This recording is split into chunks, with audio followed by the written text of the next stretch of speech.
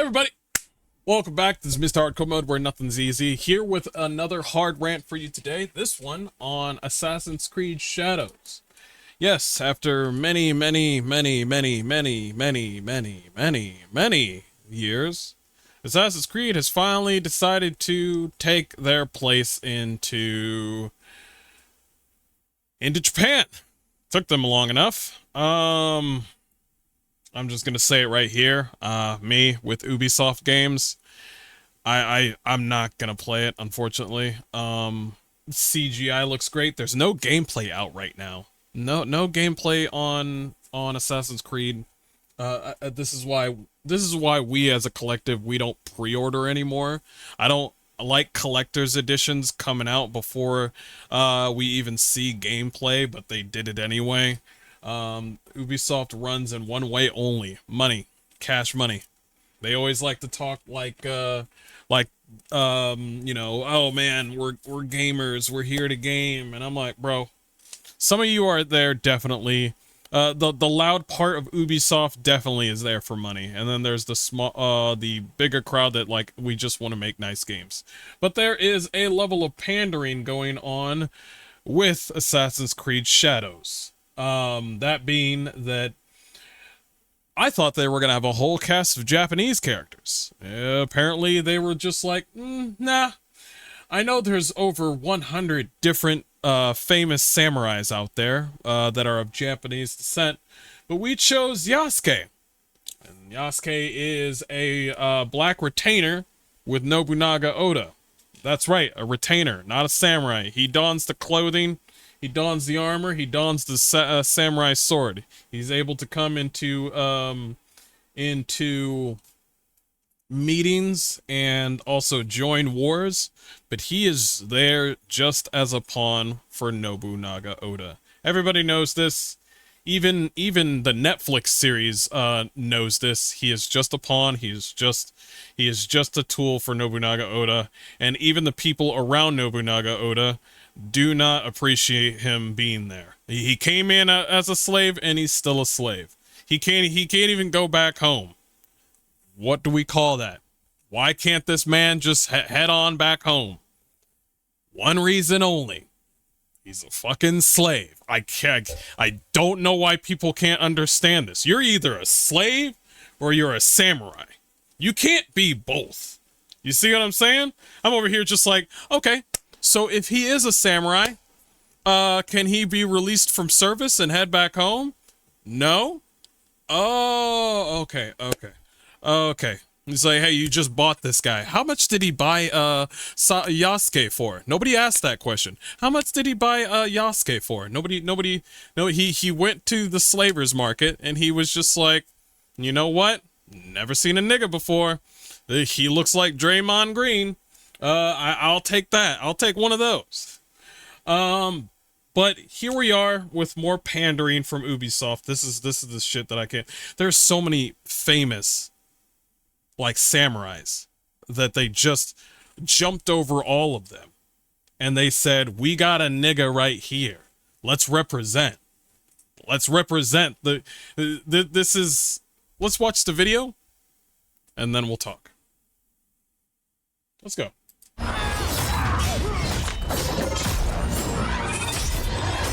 With our dual protagonists, we have two fantasy, the samurai and the shinobi. Cool. We want the player to experience both, and we cannot squeeze both fantasy into one character because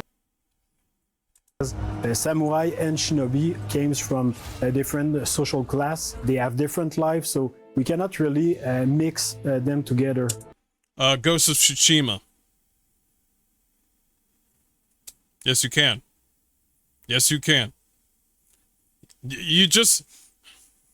Ghost of Tsushima. Anybody know that game? This makes me want to play it. That's literally what the main character did. The historical character of Yasuke presented a really exciting opportunity for the narrative team. You want to know why? That sweet-ass money. That ESG money. What is ESG money? I'm going to keep it plain and simple. Investment money.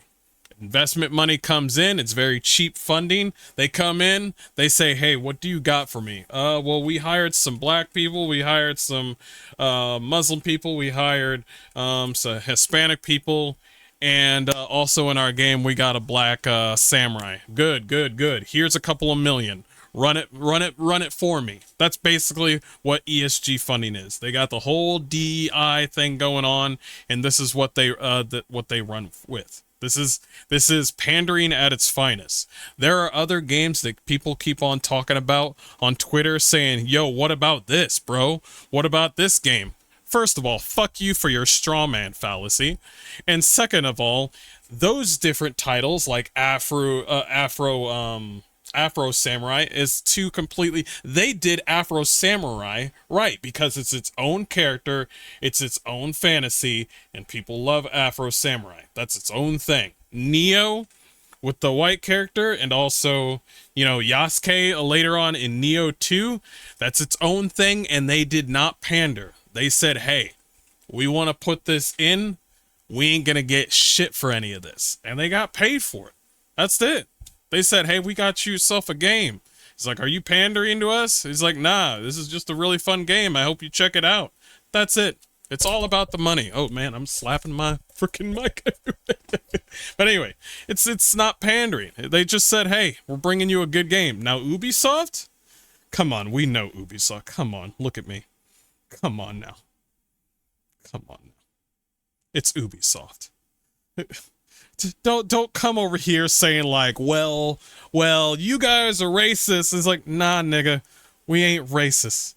All right, we ain't racist over here. We just see through the bullshit. And if seeing through the bullshit makes us racist, then so be it. If that is literally all you think we are, it's the same thing everywhere. It's the same thing all the time. See, this is what kind of sucks though, is because black people will look at this and they'll be like, hey, we out here, we make it, bro. Hey, we a samurai. Black Lives Matter. And I'm over here just like, man, I used to be you guys. Man, I used to be you guys.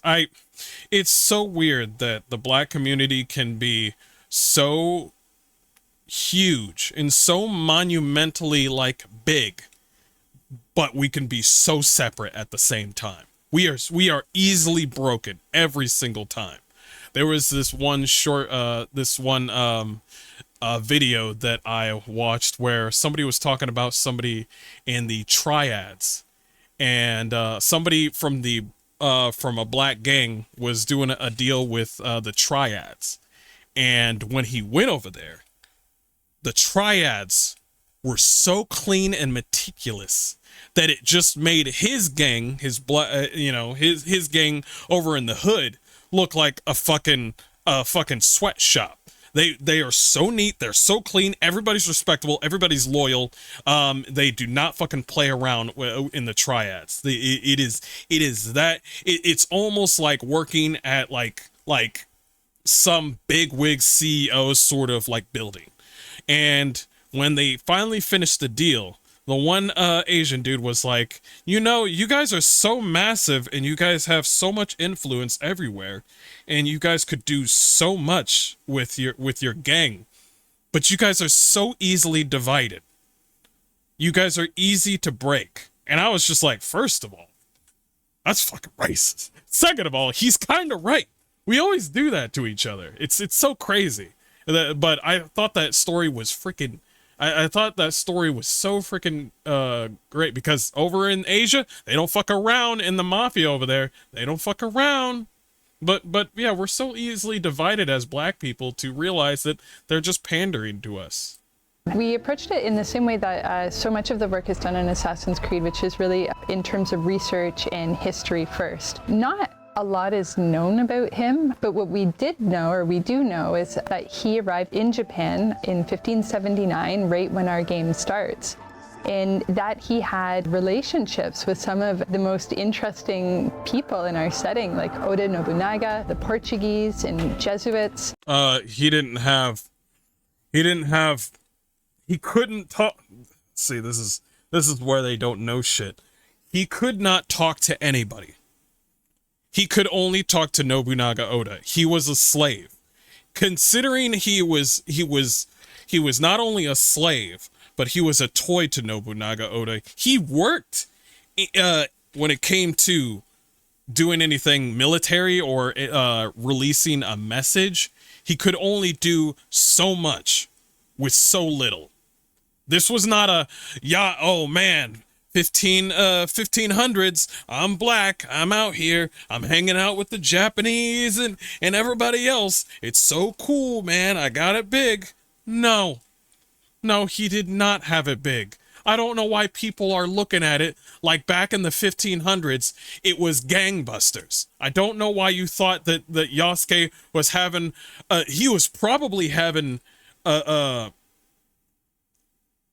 I could say that he had like sort of an amazing life in some way, because being a slave and then being carried over to another country is sort of like mind-boggling, and it's sort of interesting. I could see that.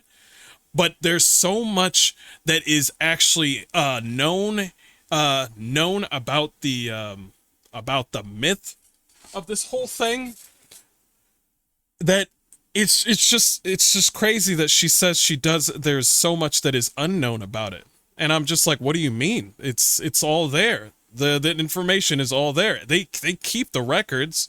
It's like Nobunaga Oda was literally just a slave. He didn't do much. He carried his when it came to working with Nobunaga Oda, he carried everything that Nobunaga Oda wanted from him to the fucking letter. And that's all he could do. Whenever he had low time, he had to sit around at the castle. He had he had to train, and he had to come on back to Nobunaga Oda when he needed him, like a dog, every single time. See, I find it kind of interesting that they put this in here, because I'm just like, okay, this is an interesting story. Why don't you just make a whole complete story out of him instead of putting him in here? You have so many different samurais in the fantasy in Japan. Why don't you make Nobunaga Oda the big one? No? Okay, all right. How about because he's a samurai too. Mitsuhide, Musashi, Akechi, Yukimura, Date. They're not gonna make Ieyasu like that. Probably not. Ieyasu he was a big. He was a samurai, but he became big. But there's so many of these there's also a lot of unknown samurai that barely have any money to their name, and it's just like you skipped all of those, and you were just like, nah, bring the nigga. And I'm just like, you don't have to do that. There's so many. You know what the funny thing is? A lot of people see Jin Sakai. Sorry, excuse me. A lot of people see Jin Sakai that is in Ghost of Tsushima. A lot of people can relate to him. But this right here, bringing I knew they were going to do this, by the way. Bringing Yasuke into here, I'm just like, why? And I'm just like, why don't you just make an African like Assassin's Creed? Why is it that every time that there is like anything, like I feel like everything that we want to do when it comes to the black community, it's like we skip over it. There's so much great African lore that is beautiful and devastating and brutal in Africa. The African Americans, we have our own culture too. We have so much music influence and so many different things as a black community that we just don't fucking use it. But as soon as we're just like, man, you remember when we were black and we were samurais back in the day? I'm just like, why? We have so much. He's like, bro, you remember when we were a knight in the round You remember when we were knights in Europe? And I'm just like, what are you talking about? Well, there was this one guy that was also a slave in Europe. And he was here, and I'm just like, you want to talk about Africa for 1 second? It's like, nah, it was horrible there. And I'm just like, sure, okay, Yasuke. As a Japanese guy, I really don't like the story that they are going for. Yeah, I really don't. Is this just gonna be another Ubisoft Assassin's Creed story where the higher ups are all about tyranny and they're oppressing everybody and they're the shadow and we're the light sort of thing? I hate it when, I don't know about you, but I hate that trope where they're just like, they're the darkness, but we're the light. And we're the beacon of hope that everyone needs. And I'm just like, they do this every time. They did it for Valhalla. They did it for Odyssey. And they've been doing it. I'm just over here just like, they did it even in, I don't think they did it in Valhalla. Which is so weird because both sides have done a lot of wrong. But let's keep the trailer going. Which made it very sort of tantalizing and enticing from a narrative perspective. Tantalizing and enticing. So all the credible Japanese samurais out there, Akechi, Date, Musashi, all those great Japanese like samurai that have done amazing things with their abilities. Amazing things. They have squared off with like 10 men. Fighting 3 men with swords is fucking impossible. But fighting like 10 and surviving, you don't want to talk about those things. But man, black guy out of nowhere, just a slave, and Nobunaga, working with Nobunaga Oda, not working with, doing his bidding. I apologize. And then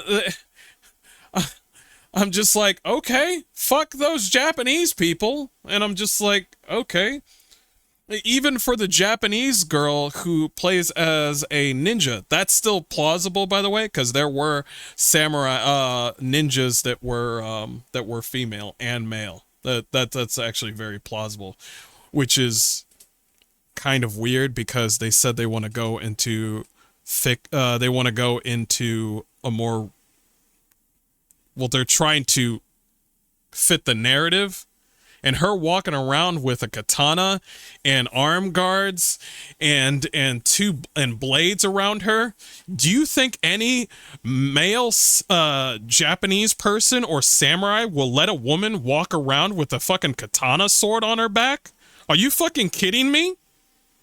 That was seen as like a fucking slap in the face to any man back there. Back then, if bro. I'm over here just like, you're not even supposed to walk around. I'm looking at the freaking, the CGI thing, and she's walking around with a katana on her back. And I'm like, girl, you're gonna get knocked the fuck out. Wouldn't be surprised if Ubisoft makes that bro, the Templars, what is it? So the Shogunate, anybody that has a lot of money and a lot of power in any Assassin's Creed are the Templars. You're making a whole bunch of money. You're making it big. You're making it gangbusters. Templar. You over here with a whole army. Templars. You're over there being poor and you can barely make ends meet and your place is getting raided. You're probably with the Assassins. You're probably with the Assassins. It's every single fucking time with their story. It's the same story over and over again. Late to the party, they're finally making Assassin's Creed set in Japan. Yeah, they took their sweet time. Perspective to come in and start weaving these facts with story. Weaving these facts? By the way, this one part where this one girl was looking at Yasuke, this is actually kind of true. I mean, seeing a black guy, I mean, that makes sense. In between. But the father, but the father holding her hand would be like, "Stay away from that nigga. You don't want to catch any diseases." And I'm like, bro, go. You want to bring a black samurai into this? Go full in. I just go full in. Don't just go like, you know, that's a black guy. Go over there and give him a hug, hun. Go, he's just a black samurai. Go ahead and give him a hug. I want the father to be like, don't you talk to that nigga. Don't. If you want to do facts, do it like that. The more we read about the character, the more he was inspired. You just said there's not enough information, and now you're saying the more you read, the more we know more about Yasuke. And I'm just like, you just said you didn't have enough information. Okay, all right, keep going. For us, he's a foreigner discovering Japan. And shit. We thought it's the perfect fit. Wait, what did you say? A foreigner discovering Japan and discovering Japan? What do you think? He's a fucking tourist? He's coming through the boats, underneath the boat, all chained up and shit, barely wearing any clothing, and he comes out of that boat like, ah man, finally I'm in Japan. Honey, grab the kids, get the camera, let's go. And I'm over here just like, what do you mean discovering Japan? It was fucking a hard life. We thought it's the perfect fit because he's discovering Japan and you are discovering Japan. No, nigga, why? I don't want to discover Japan. This is why Ghost of Tsushima was fucking peak, man. It's like, we didn't need to discover Japan. We're looking at it. You want to discover Japan? Let's just look at it. Stop making. Oh my gosh, this is the narrative mumbo jumbo I'm talking about. It's like, oh man, I've never seen this. What is this drink? It is called sake. And I'm over here like, nigga, how long are we gonna do this? And what is this white little crumbly stuff? It is called rice. And I'm like, I don't want to discuss.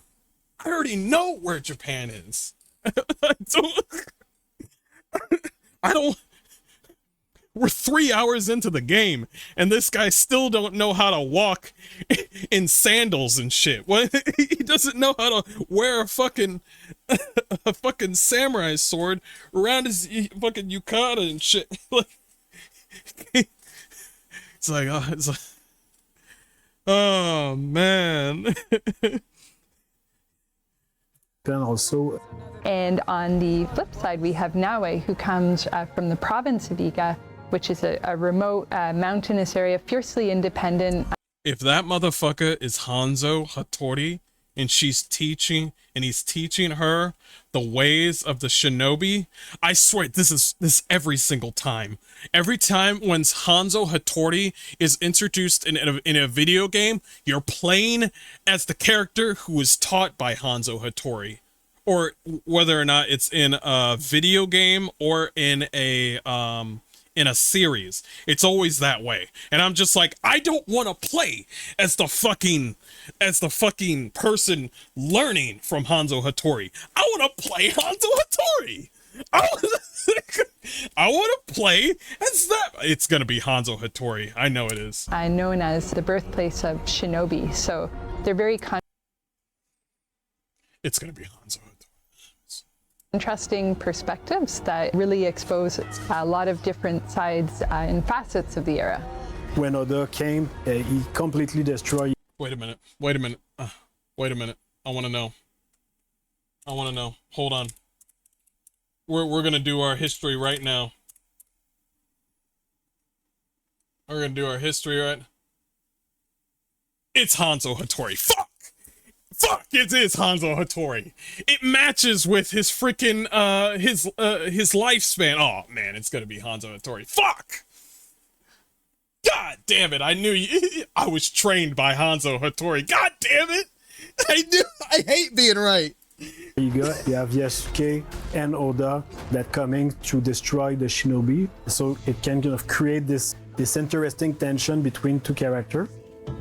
We were able to connect. You know what's funny? This whole two-character Assassins thing was really cool when Assassin's Creed Syndicate came out. One guy was like a brute. The one dude was a brute. And also they were both white. So I was just like, whoa, Ubisoft, you're stepping your game up. But the one white dude was really cool at he was really cool at being like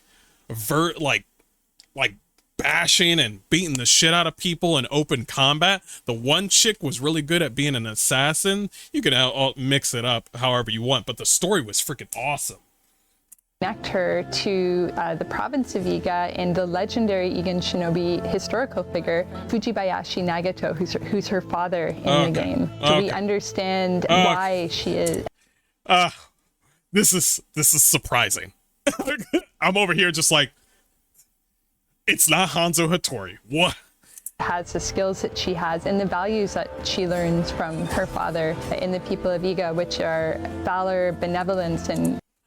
Guys, do you ever see these CGI cutscenes and you look at these amazing attacks and these execution kills and you're thinking to yourself,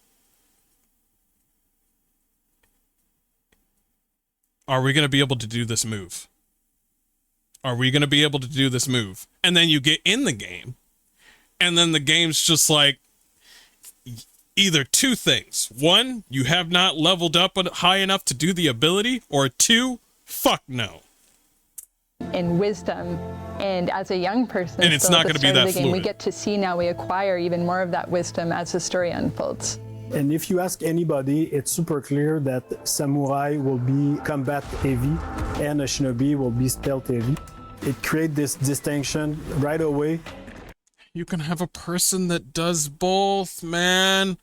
You can have a person that does both. See, this is what could have been cool, is they made one character who starts off as a samurai. I'm literally quoting Ghost of Tsushima. Start as a samurai, and then they learn the shinobi ways. Maybe their whole area gets killed off, and they have to learn something new, something dishonorable. This is literally Ghost of Tsushima. Now they have to balance between who they are and who they must be, and this is fucking Ghost of Tsushima. That's what makes the story so fucking cool. It's like, and now you're just like giving me two people. And listen, it's fine. It's just they say it like it's impossible, and I'm just like, you're dead wrong. But it would be interesting. Yasuke can fight with all his advantage, his stature. Like he's a big guy. He can break door. He can fight multiple enemies. He can break armor. Compared to Naoe, like her character and their outfit, it's really about being stealth, being unseen. She's the only one with the hidden blade, so they have clear advantage that put them into the stealth and the combat, even if they can do. They could literally have a person do both, but since Yasuke is so fucking big and so black, there ain't no way they're not gonna know he's coming. They're just like, they're like guarding in front of a gate, and they're just like, hey man, did you see that one girl at the red light district? Oh man, what the fuck is this? Hey, you hiding behind that bush. There's no one here. You're so big that that the bush is nothing compared to your size. A bit of both. They're a really great pair together because on one side we have Naoe, who's very intense and passionate and determined woman who is very set on her goals. She's kind of got her heart on her sleeve, and she'll say what she feels in the heat of the moment. And this intensity that she brings as a shinobi, but that she also brings to her relationship. And this balances very well with Yasuke, who is sort of a thoughtful, level head to Naoe's fiery passion. We really thought about somebody like Yasuke, historically, who was able to come to Japan and have the life that he did there, to enter service for Oda Nobunaga and achieve all of the things that he did. Like, what kind of person would...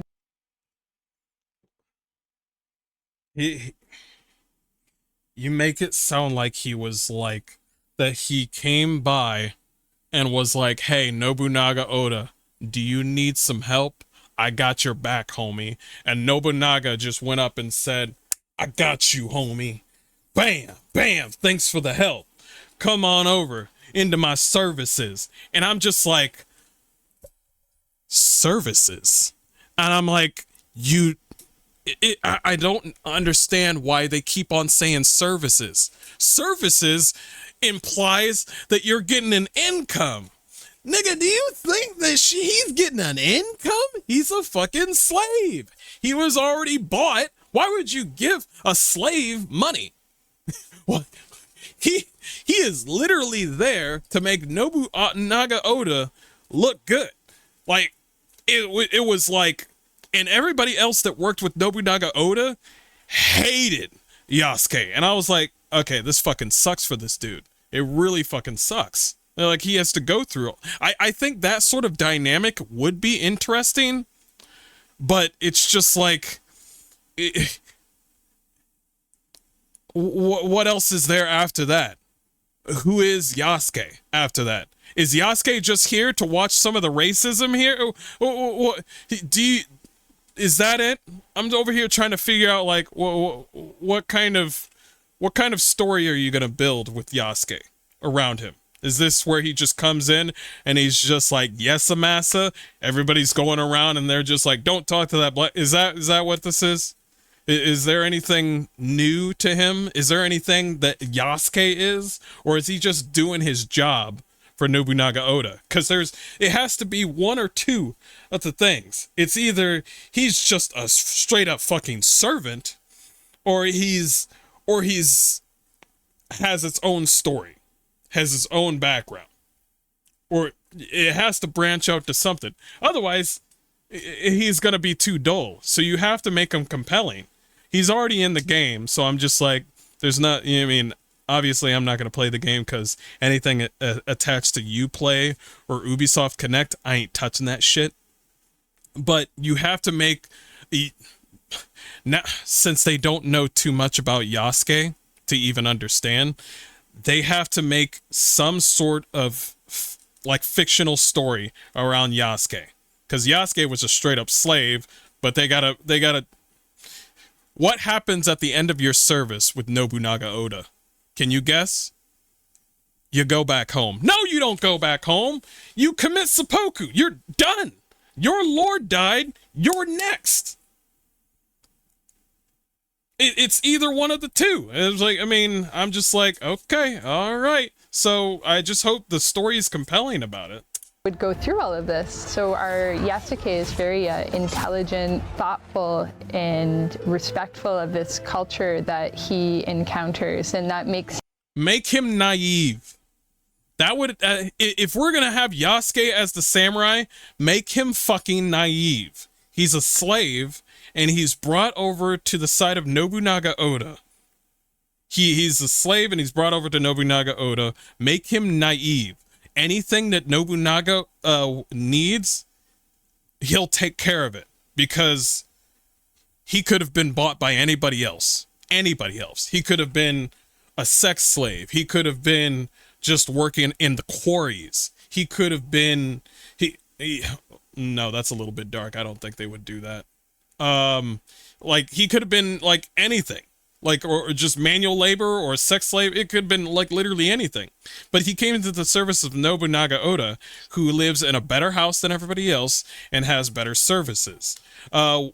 Anything that, and that's also another thing, anything that Yasuke does is the equivalent of what Nobunaga Oda does. So if he's beating up a tavern, that's equivalent to what Nobunaga, like, you know, he's like, so it's just like, oh, so Nobunaga Oda wants this place destroyed. What kind of bullshit is this?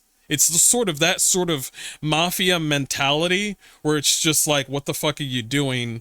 Like, killing these guards from another a sect or another shogunate or something like that. It's literally got to be like that. So they have to make it like compelling as such.